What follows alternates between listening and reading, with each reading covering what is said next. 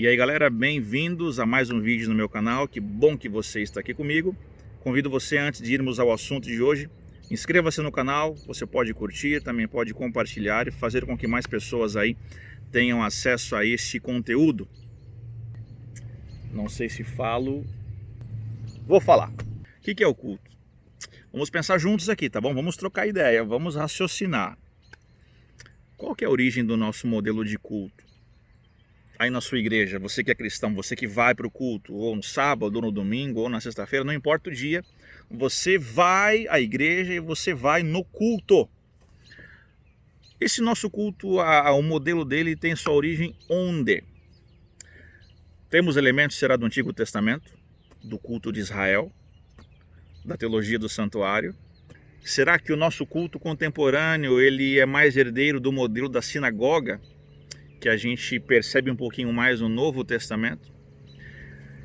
Agora, será que existe na liturgia cristã algum elemento que tenha origem não no cristianismo?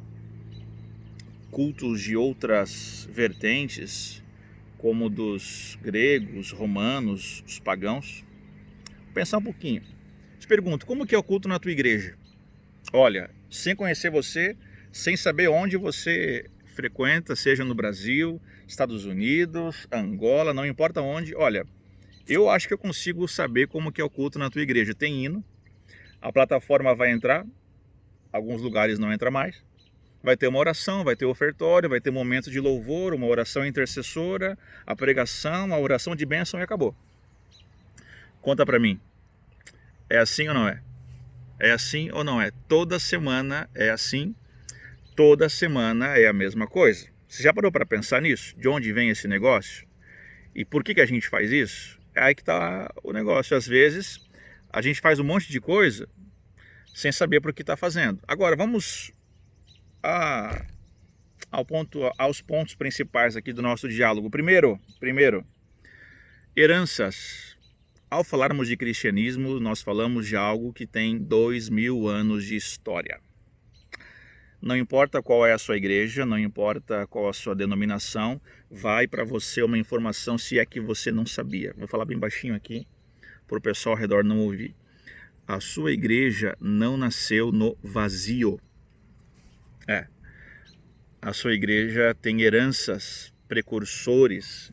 E eu não sei se você sabia, olha que coisa maluca, mas todas as igrejas têm um pouquinho de herança daquelas que vieram antes delas.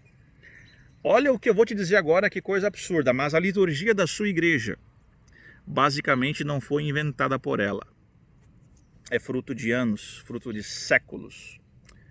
Segundo ponto, o nosso modelo de culto evangélico, protestante, ele tem a sua origem na Reforma. E eu convido você a estudar a história da igreja, do cristianismo, a estudar o período da Reforma, dos pais da igreja, porque estamos falando de anos, séculos de história, que a gente às vezes acha que nós que inventamos, surgiu no vazio, olha que bela ideia que a gente teve. Mas homens como Lutero, Calvino, Zwinglio, John Knox, entre outros, foram os precursores da liturgia protestante ou reformada ou evangélica que nós temos hoje. Por exemplo, os puritanos, que eram os calvinistas ingleses, e eles eram assim muito zelosos, muito ortodoxos doutrinariamente e liturgicamente. Nas igrejas onde eles estavam ali estabelecidos, as crianças, por exemplo, não poderiam sorrir. Interessante, né? Me lembro quando eu era pastor de igrejas no Brasil, trimestralmente eu fazia nas igrejas Santa Ceia. Você sabia que quem inventou esse negócio de Santa Ceia trimestral foi Zwinglio, faz mais ou menos uns 500 anos? Dá para entender? Nós temos heranças, o nosso modelo litúrgico atual tem pelo menos 500 anos de origem, e a liturgia protestante, o protestantismo, a reforma, como uma resposta ao catolicismo, a liturgia protestante também era uma resposta à liturgia católica que já durava mais de 1000 anos. E se você pesquisar a origem da missa católica, da liturgia da missa católica, você vai descobrir que ela tem sua origem lá nos cultos pagãos gregos e romanos. Ponto 3. Muitas vezes a gente, sem perceber, acaba caindo em uma liturgia mecânica, como eu disse, a mesma coisa dia após dia, semana após semana. E nós temos alguns riscos aqui, o risco das coisas entrarem no automático, das coisas com o passar do tempo irem perdendo a razão, perdendo o sentido. E a pergunta que eu me faço é, será que era esse o plano de Jesus quando ele, eu não sei se eu posso dizer isso, mas quando ele fundou a sua igreja?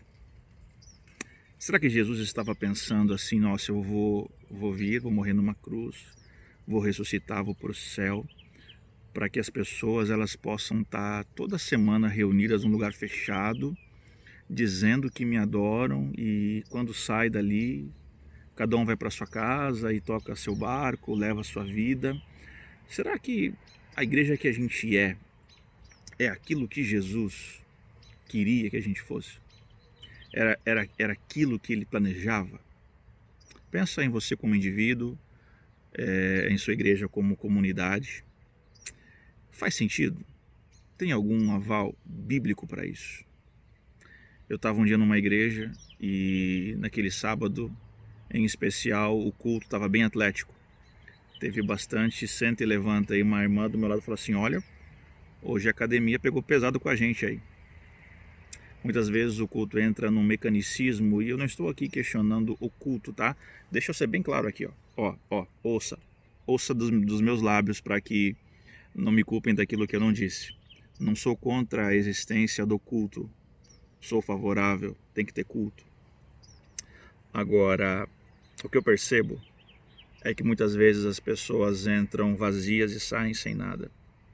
O culto é mecânico, o culto é pesado, as pregações muitas vezes são rasas, sem teologia, sem Bíblia, pregações de autoajuda, de coach, mas não é esse o assunto. O fato é de que a gente precisa revisitar a nossa liturgia, o nosso modelo de fazer culto, porque a gente agora acabou de descobrir que o nosso culto tem origem na Reforma. Mas você pode dizer, mas pastor Lucas, o povo de Israel do Antigo Testamento fazia o culto ao Senhor, o povo se consagrava e o povo se apresentava diante do Senhor, e você acha que subia a plataforma e alguém dizia assim, olha, vamos agora cantar o hino inicial, vamos fazer oração ajoelhado, vamos tirar o... Você acha que era assim? Você acha que o culto do Novo Testamento, você acha que Pedro, quando prega no templo, ele, não, agora galera, vamos aqui tirar a oferta, agora aqui a gente vai ter a música especial. E aí?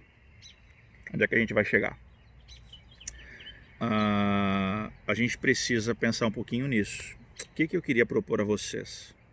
Um culto vivo, um culto com alegria, um culto com a participação de todos, um culto orgânico, onde as pessoas possam falar, discutir, se abraçar, ouvir, chorar. O fato é de que existe um modelo, existe um padrão, precisa ser dessa forma. Sabe qual é a resposta? Não precisa. Deixa eu te contar um outro segredo. Eu estava isso eu não passei mas foram várias vezes, e a plataforma se reunia, e aí alguém dizia assim, olha, fica no meio o pregador, do lado esquerdo quem vai falar da oferta, do lado direito quem vai fazer o hino, do lado... até cada lugar da plataforma já era definido antecipadamente quem ia fazer o quê. Não sei, mas Jesus não está muito preocupado com a nossa mecanicidade cultica. Ele está preocupado com o nosso coração, com a nossa sinceridade. Eu estou aqui debaixo de uma árvore e eu estou aqui no espírito de culto, porque eu estou buscando aqui estar próximo de Deus. Deixa eu ler para você 2 Coríntios 14, 26, que diz assim: portanto, que diremos, irmãos, quando vocês se reúnem, cada um de vocês tem um salmo, uma palavra de instrução, uma revelação, uma palavra em uma língua ou uma interpretação, tudo seja feito para a edificação da igreja. A gente percebe aqui esse contexto mais orgânico, um tanto quanto mais informal, mais dialogal. É claro que no Novo Testamento nós também temos momentos onde você vai presenciar um pregador falando, como nós temos Atos 2, Atos 17, em vários outros contextos, mas me parece que esses contextos eram contextos mais esporádicos. Me parece que esse contexto aqui de Corinto era aquele contexto semanal, diário, rotineiro da igreja. Então eu queria propor a você isso aqui. Vamos desamarrar a nossa liturgia, vamos tentar fazer um negócio mais livre, um negócio mais orgânico, algo mais leve, algo que comunique mais com as pessoas, algo que torne a mensagem mais entendível, se é assim que eu posso dizer, algo que conecte mais com os jovens. Não sei se você percebeu, mas o mundo hoje se tornou um mundo virtual, a galera está aqui e a gente precisa reconectar essa galera na liturgia porque a gente perdeu eles. E para encerrar, eu queria te convidar a você entender que culto não é só aquilo que a gente faz no sábado na igreja ou no final de semana, não sei quando você vai. Culto é aquilo que a gente faz no dia após dia. Culto é estilo de vida. Lembra que eu falei nos outros vídeos sobre o nosso dualismo pagão, politeísta, onde nós escolhemos ambientes sagrados e ambientes não sagrados? Com o culto acontece a mesma coisa. A gente vai para a igreja, bota uma roupa bonita, inclusive não perca, não vacile. No próximo vídeo eu vou falar sobre roupas. A gente gosta muito desse negócio de pôr terno, gravata e paletó e não sei o que. Vou falar sobre isso próxima semana. Qual que é o negócio, qual o papel das roupas no culto. Onde que eu estava mesmo? Lembrei. Culto como estilo de vida não é algo que você faz apenas no sábado, é algo que você faz dia após dia. A realidade do culto é de que o culto do sábado é uma celebração, ou deveria ser uma celebração, de que Jesus Cristo foi o Senhor de nossa vida durante toda a semana, de que Jesus Cristo foi cultuado em nossas ações, na forma como nós tratamos o nosso próximo, nossos filhos, nossa esposa. Deus também ali é cultuado, ou não. Então culto não é uma coisa que nós fazemos em um ambiente específico apenas, não é uma coisa que nós fazemos em um dia específico. Culto é aquilo que está em nosso espírito. Então eu convido você a viver nesse espírito de culto, a fazer do encontro semanal com a igreja, com o corpo de Cristo, esse encontro comunitário, a celebração de uma semana que foi um real culto a Deus, porque se não é assim, o nosso culto perde o sentido e a gente começa a viver esse cristianismo mecânico, esse cristianismo de aparência. Que Deus te abençoe e a gente se encontra nesse mesmo canal na próxima semana. Um grande abraço.